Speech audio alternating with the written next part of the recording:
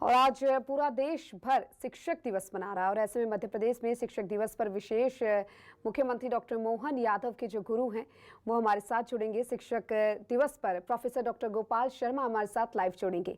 CM doctor Mohan Yadav में भरपूर प्रतिभा है और उन्होंने इस प्रतिभा को किस तरीके से सराहा, किस तरीके से देखा, इसको लेकर कई बातचीत आज हम उनसे करेंगे कि आखिर किस तरीके से मुख्यमंत्री ने अपना जो छात्र जीवन है वो उनके सामने व्यतीत किया, किस तरीके से वो एक कौशल से भरपूर थे, क्या दक्षता उनमें थी, किस तरीके से उन्होंने अपने राजनीतिक जीवन की शुरुआत की। ऐसी कई चीजें हैं जो हम देखेंगे, जहां कौशल, प्रशासनिक दक्षता और बेहतरीन ऐसी कई चीजें हैं जिनके बारे में आज हम बातचीत करेंगे। और ऐसे में माधव महाविद्यालय से छात्र राजनीति की शुरुआत की थी मुख्यमंत्री ने। सीएम डॉक्टर मोहन यादव ने राजनीति की शुरुआत यहां से की और मुख्यमंत्री मोहन यादव पढ़ाई में मेधावी के साथ वाद विवाद में भी हमेशा आगे रहते थे। संगठनात्मक गतिविधियों में भी वो सबसे आगे रहते थे। और शिक्षक दिवस पर आज उनके गुरु से भी हम जानेंगे कि आखिर उनका जो विद्यार्थी जीवन था वो किस तरीके से रहा और किस तरीके से उन्होंने अपने विद्यार्थी जीवन व्यतीत किया और उसके साथ ही उन्होंने ऐसी कौन सी प्रतिभा डॉक्टर मोहन यादव में देखी जब वो विद्यार्थी थे। क्योंकि देखिए अब ऐसी कई चीजें हैं जो निकलकर सामने आ रही है, जहां प्रदेश भर में मुख्यमंत्री हर एक वो पहलू दिखाते हैं, हर एक उस पहलू पर जाते हैं जो प्रदेश के विकास के लिए महत्वपूर्ण है। और उसी को देखते हुए मध्य प्रदेश के मुख्यमंत्री डॉक्टर मोहन यादव के गुरु शिक्षक से आज हम खास बातचीत भी करेंगे इस शिक्षक दिवस पर। आज पूरा देश शिक्षक दिवस मना रहा है और अपने अपने गुरु को याद करा रहा है। ऐसे में प्रदेश के जो मुखिया हैं डॉक्टर मोहन यादव, उनके गुरु उनके बारे में क्या कहते हैं वो जानेंगे। जिस तरीके से वो मध्य प्रदेश का विकास कर रहे हैं, मध्य प्रदेश को आगे लेकर जा रहे हैं, उसके बाद आखिर उनके गुरु उनके बारे में क्या कुछ सोचते हैं और उनका जो विद्यार्थी जीवन है वो किस तरीके से रहा, कितना प्रेरणादायक है उनका ये विद्यार्थी जीवन और विद्यार्थियों के लिए, वो भी हम उनसे जानेंगे। आपको बताते चले कि मुख्यमंत्री डॉक्टर मोहन यादव के राजनीतिक कौशल और प्रशासनिक दक्षता पर आज सबकी नजर है। जिस तरीके से वो प्रदेश को आगे बढ़ा रहे हैं और प्रदेश में हर एक पहलू पर वो विकास करते हुए नजर आ रहे हैं और साथ ही साथ जो उनकी रणनीति है, जो उनकी नीति है प्रदेश में विकास को लेकर, उसकी हर तरफ सराहना हो रही है। उसको लेकर भी बातचीत करेंगे हम। और उनके गुरुजन ने वर्षों पहले ही उनके लिए कह दिया था कि ये बच्चा कुछ अलग है, यानी डॉक्टर मोहन यादव कुछ अलग है और वाकई में उन्होंने कुछ अलग करके दिखाया है।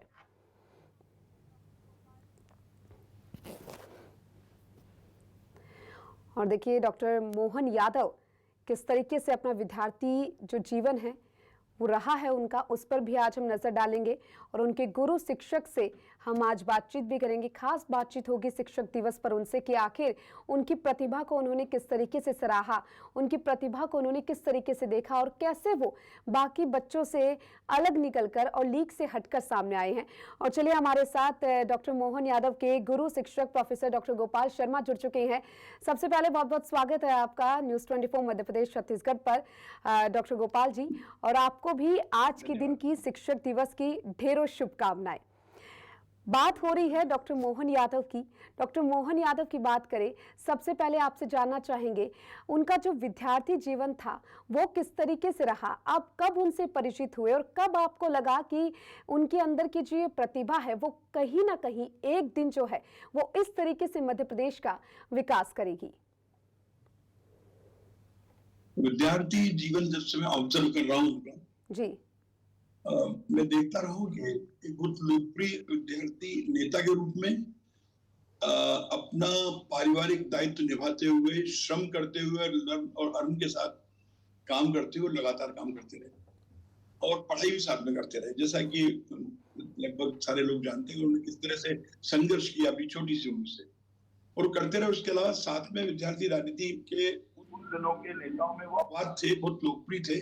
देखता हूँ कि जो उस समय के उनके साथी थे, जब अल्पसंख्यक के हों, छोटे वर्गों के हों, वो आज कंधे से कंधा मिला के उनके साथ काम, उनको भूले नहीं है, वो उनके महत्वपूर्ण जिम्मेदारियां सौंपी, लगातार वो काम कर रहे हैं। और एक लोकप्रिय विद्यार्थी नेता के रूप में लगातार चुनाव में सफल होते रहे वो। फिर वो उसी तरह से कार्य परिषद में पहुंचे,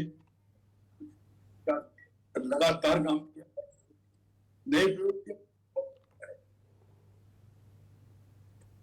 जी, बिल्कुल। आपने बहुत ही अच्छी तरीके से बताया कि कब से आप उनसे परिचित हैं। साथ ही ये भी जानना चाहेंगे कौन सी कक्षा से वो आपसे शिक्षा ग्रहण कर रहे थे और कब आपको पता लगा कि हाँ, इनके अंदर ये प्रतिभा है और बाकी बच्चों से ये प्रतिभा उन्हें अलग बनाती है?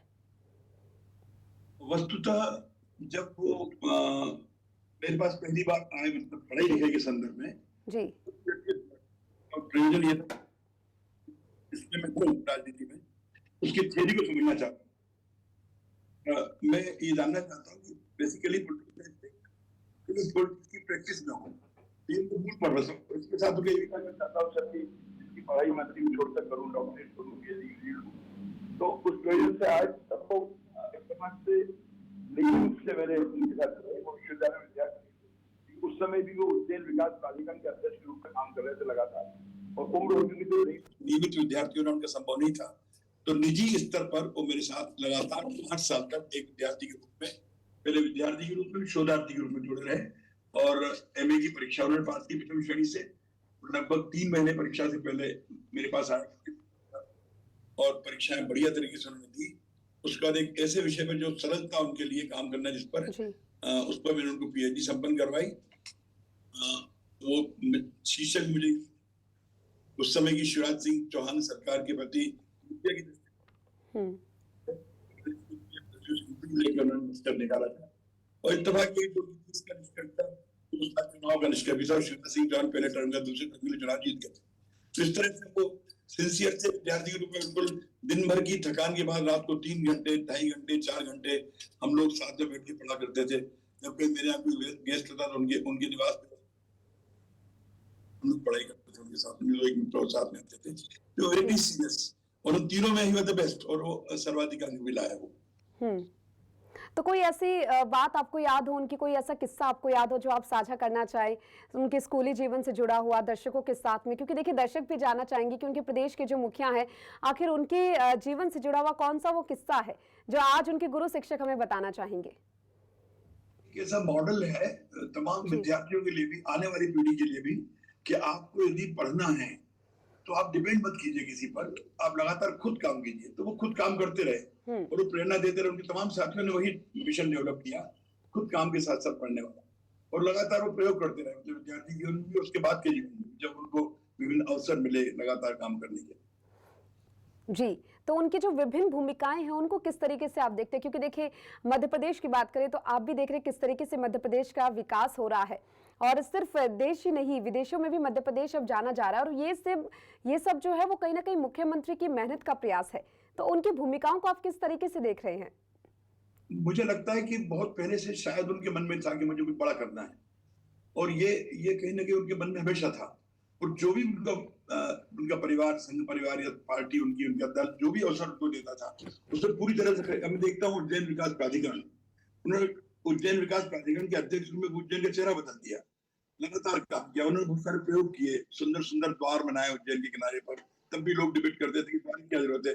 आज वो सारे देश की वो हो गई, सारे देश के शहरों के द्वार बनाए जाने लगे। तो एक तरह से उनके विजन में दूरदृष्टि थी, वो लगातार सोचते थे, और इस तरह से उज्जैन के विकास के लिए ढेर सारी योजनाएं बनाए, और एक अच्छे मकाम पे लगा उज्जैन विकास प्राधिकरण नगर के चौतरफा विकास के साथ। फिर उसके बाद में टूरिज्म का विकास प्राधिकरण, टूरिज्म कॉर्पोरेशन के अध्यक्ष बने। आपको याद होगा, शायद जानते हैं देश के लोग, कि उस समय इतनी मेहनत उन्होंने की है कि मध्य प्रदेश को राष्ट्रीय स्तर पर लगातार टूरिस्ट के क्षेत्र में काम करने के लिए अवार्ड मिलते रहे, and he was responsible all that. वो अवार्ड्स के लिए वो उत्तरदायी थी, वो लगातार उसके लिए काम कर रहे थे।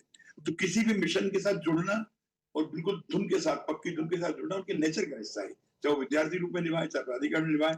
और उसके बाद आपने देखा उच्च शिक्षा मंत्री बने, फर्स्ट मिनिस्टर एजुकेशन, जिन्होंने तुरंत राष्ट्रीय शिक्षा नीति को अपने प्रदेश में क्रियान्वित किया। ऑलमोस्ट पहले मुख्यमंत्री थे, शिक्षा मंत्री थे, जिन्होंने तुरंत बड़े पैमाने पर राजभवन में कार्यक्रम करके उसको क्रियान्वित किया, एक टास्क फोर्स बनाई, उस पर लगातार काम चल रहा है। अभी भी वो शिक्षा विभाग न होते हुए उस पर नजर रखे। उनकी जब शिक्षा मंत्रालय उनको मिला, तब भी मैंने उनसे भी पर्सनली कहा था कि आप यकीन मानता हूँ आपको शिक्षा मंत्रालय मिलेगा। उन्होंने कहा मैं शिक्षा मंत्रालय में क्या बन गया, शिक्षा मंत्री जो भी मध्य प्रदेश का रहा है, वो चाहे मोतीलाल वोरा रहे हो, चाहे विक्रम वर्मा रहे हो, वो सब नेशनल लेवल पे पहुंचे हैं। और इत्तेफाक से बात सही रही, जैसी शिक्षा मंत्री बने वो उन्होंने नीति को लागू करके अपनी पर्सनालिटी को नेशनल ग्रुप में कन्वर्ट कर दिया। और आप देख रहे हैं कि उसके बाद जिस तरह से वो तेजी से ग्रो हुए, काम करते चले गए लगातार, और उसके बाद मुख्यमंत्री का पद उनके लिए वो डिफिकल्ट काम नहीं था। और मैं राजनीति विज्ञान का विद्यार्थी भी हूँ, शिक्षक भी हूँ। मैं उनसे चर्चा किया करता था। एक बार 21 के आसपास 21 अफवाह वैली के मुख्यमंत्री हटाए जाने वाले हैं, तत्कालीन सम्मानीय मुख्यमंत्री डॉक्टर शिवराज सिंह चौहान जी। मैं ग्वालियर से उनसे बात कर रहा था।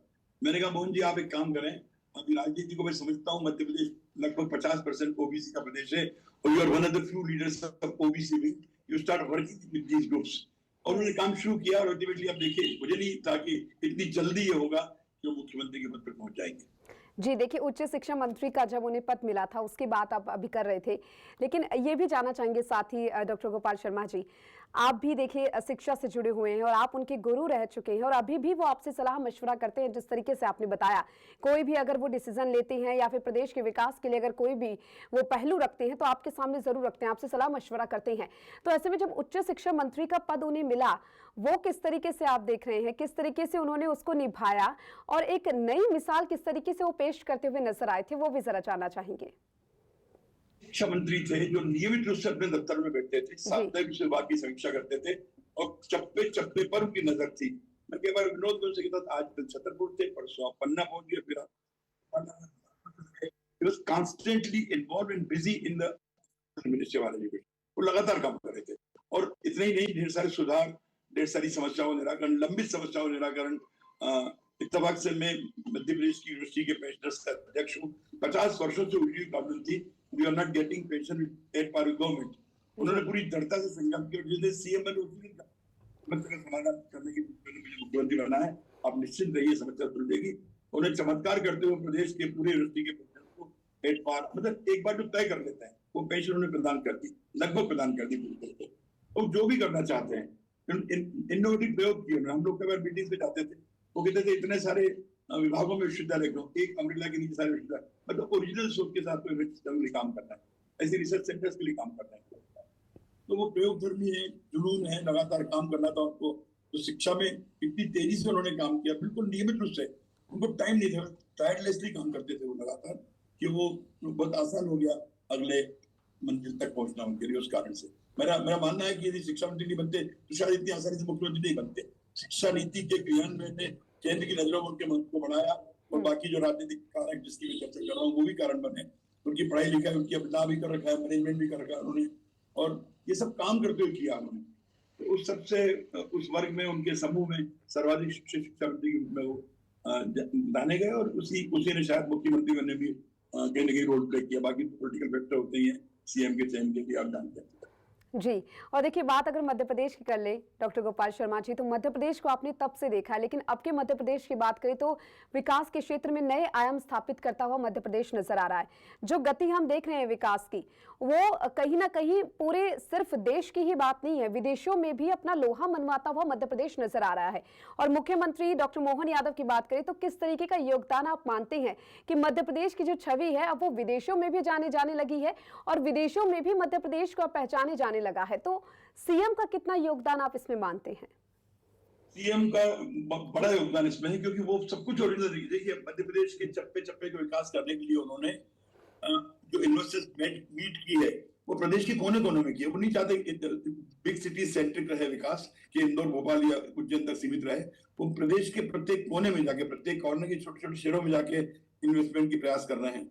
और उसके अलावा उनका अपना जो निजी दर्शन है, निजी वैचारिक पृष्ठभूमि है, उसके माध्यम से आप जानते हैं कि वो कृष्ण के अनुयायी हैं, वो विक्रमादित्य उनके लिए आदर्श की तरह हैं। तो इन तमाम चीजों को जोड़कर साथ में देश भर में उनकी कल्चरल पॉलिसी और उनकी उद्योग नीति, उनके नदियों को जोड़ने का प्रयोग, और वो हर तरह के प्रयोग लगातार कर रहे हैं। मैं खुद भी जब उनको पहली बार बजट भाषण में सुना, आई गॉट स्टन्ड कि इस व्यक्ति का, जो पॉलिटिकल साइंस के स्टूडेंट है, इतनी ट्रिमेंडस कमांड उस 1 घंटे के बजट भाषण में थी। किस तरह बजट में उन्होंने प्रदेश के कोने कोने के लिए प्रावधान किए थे, उस पर जब टिप्पणी की तो मैं एक विद्यार्थी की तरह उनको सुन रहा था। उस समय मुझे लगा कि this man is going very fast and going to do. एक दिन मैंने विनोद से कहा कि डॉक्टर यादव, मुझे 5 साल जीने को, और मैंने अभी 74 हूँ, 74 हूँ, लास्ट ईयर की बात है।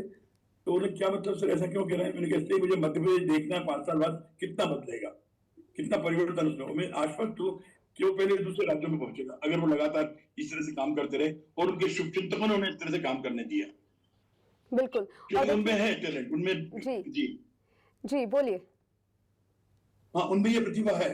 वो रेस्टलेस नहीं, मतलब आप सोचिए सन्यासियों की तरह वो अपने निवास में रहते हैं, परिवार उनके अपने घर में रहता है, बच्चा भोपाल में पढ़ता है, उनके साथ नहीं है, कि वो काम में किसी भी तरह का व्यवधान नहीं चाहते हम्म। और एक के बाद एक अच्छे निर्णय लगातार ले रहे हैं। हम्म। वो विनोद भी करते हैं, मतलब कई बार मेरी थोड़ी असहमति भी होती है, टीचर हूँ मैं, बड़े सहज भाव से कहते हैं कि आपको सर, आपको अधिकार है, आप असहमति भी अपनी व्यक्त कर सकते हैं, तो मुझे गलती करूँ तो आप, कहीं उन्होंने गांधी को लेकर कोई बयान दिया, नेहरू को कोई बयान दिया, राजनीतिक प्लेटफॉर्म होते हैं, बयान इस तरह के हो जाते हैं। मैंने उनसे कहा मोहन जी आप बहुत पढ़े लिखे हैं, गांधी और नेहरू को लेकर आप इस तरह के बयान मत दीजिए। तो यकीन मानिए लंदन जब वो गए तो गांधी की प्रतिमा का हार पहनाने के बाद मुझे फोन किया उन्होंने कि सर आज मैंने गांधी की प्रतिमा को हार पहनाया था, मुझे बहुत अच्छा लगा।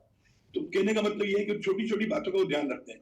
जी। बस उनसे एक ही आग्रह है मेरा कि मध्य प्रदेश को जितना ऊंचा ले जा सके ले जाएं, और बार बार मुझे चिंता रहती है, वो जानते हैं निजी रूप से मैं उनकी बहुत चिंता करता हूँ, पर्सनल रिश्ते शिक्षक और छात्र के अलावा भी छोटे बड़े भाई जैसे हैं, मैं चिंतित रहता हूँ उनके लिए। और मैं बार बार कह रहा हूँ क्योंकि शिवचंद्र को चाहिए कि उन्हें सही मार्ग पर, जब भी कोई जरा सा भी योगदान तो मुझे परेशानी होती है। बीच में एक डिबेट हुई, हमारे मित्र हैं रामजी तिवारी, वो श्रीराम तिवारी सांस्कृतिक सलाहकार हैं, उन्होंने बयान दिया कि माननीय मुख्यमंत्री पाठ्यक्रम से कृष्ण के माखन चोर वाली बात हटाएंगे।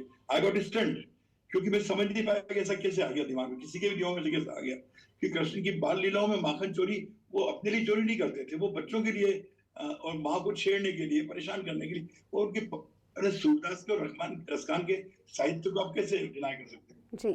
इसकी ज्ञाता है, कृष्ण का पूरा लिटरेचर उन्होंने पढ़ा है, हर किताब उनकी पढ़ी हुई है।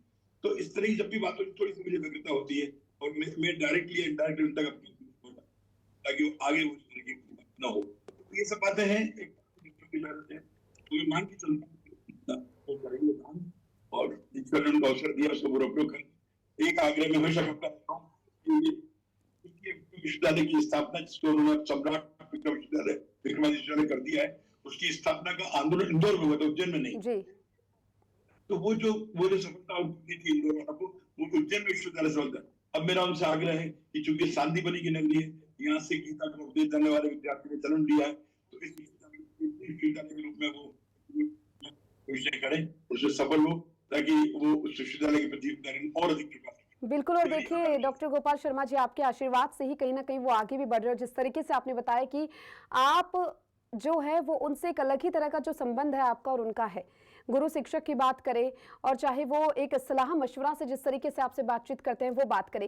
लेकिन साथ ही देखिए, क्योंकि बहुत से ऐसे बच्चे होंगे, बहुत से ऐसे विद्यार्थी होंगे जो राजनीतिक जीवन में प्रवेश करना चाहते होंगे, जिन्हें इसमें अपना करियर बनाना होता होगा, तो ऐसे में उनके लिए आप क्या कुछ प्रेरणा किस तरीके से मुख्यमंत्री को मानते हैं और उन्हें क्या कुछ शिक्षा आप देना चाहेंगे? और ये जो सफर रहा है मुख्यमंत्री का, उस सफर को आप किस तरीके से देखते हैं? क्योंकि देखिए पहले वो विद्यार्थी राजनीति में सक्रिय थे, पर्यटन विकास में भी उन्होंने अपना योगदान दिया, उसके बाद उच्च शिक्षा मंत्री के तौर पर भी काम किया, और अब मुख्यमंत्री पद पर वो हैं। तो कैसे देखते हैं इस पूरे सफर को और क्या प्रेरणा देना चाहेंगे अब जो विद्यार्थी हैं उनको? मुझे लगता है कि उनका पूरा सफर विद्यार्थियों के सामने, और इस सफर की प्रेरणा का स्रोत है। तो लगातार की भूमिका देखते हैं, घर देखकर सीख भी रहे उनसे, और इसलिए कि वो उसी प्रोसेस में है। और ये मान के चलिए कि विद्यार्थी को और अपने गुरुओं के प्रति सम्मान का जो भाव उनके मन में, न केवल मेरी बात कर रहा हूँ मैंने देखा स्कूल के टीचर भी जिनको मिलते हैं, कॉलेज के टीचर मिलते हैं, जो ग्रेजुएशन में पढ़ाया करते थे, वो नतमस्तक होकर पूरी विनम्रता से, उनके जो राजनीतिक गुरु थे जिन्होंने संघ में विद्यार्थी के नेता, उनके नाम पर शालीग्राम तोमर की बात कर रहा हूँ, आदरणीय शालीग्राम तोमर की, उनके नाम पर एक छात्रावास का निर्माण उन्होंने किया थे, वो कार्य परिषद के मेंबर थे। तो इस तरह से वो, जैसा मैंने बीच में उदाहरण दिया कि वो पेंशन इशू करके उन्होंने प्रदेश के सारे साथी बने को एक तरह की पूरे शिक्षा प्रदान की उन्होंने। मेरा मानना है कि वो विद्यार्थी नेता के रूप में भी और मुख्यमंत्री के रूप में भी कई युवाओं के सामने एक मॉडल के रूप में, और अभी भी आपने जिस तरीके से परिचय दिया है डॉक्टर मोहन यादव का और बताया कि वो किस तरीके से विद्यार्थी जीवन से लेकर अब तक इतने ज्यादा सक्रिय हैं, वो बहुत ही सराहनीय है। फिलहाल आपका बेहद शुक्रिया, आप हमसे जुड़े और आपने तमाम जो बातचीत है वो हमारे साथ की, और मुख्यमंत्री के जीवन से जुड़े हुए जो किस्से हैं वो भी आपने हमारे साथ साझा किए। बहुत बहुत शुक्रिया डॉक्टर गोपाल शर्मा जी हमसे जुड़ने के लिए। आपका भी बहुत बहुत शुक्रिया, आप जुड़े हमसे और आपने तमाम बातचीत की, उसके लिए बेहद शुक्रिया। और देखिए हमने जाना कि किस तरीके से डॉक्टर मोहन यादव जो मध्य प्रदेश के विकास में इतने अच्छी तरीके से हर एक पहलू को देखते हैं, विकास की गति की रफ्तार जो है वो तेज होती है, और ऐसे में उनके विद्यार्थी जीवन से जुड़े हुए जो तथ्य थे, जो किस्से थे, वो हमने उनके गुरु शिक्षक से जाने।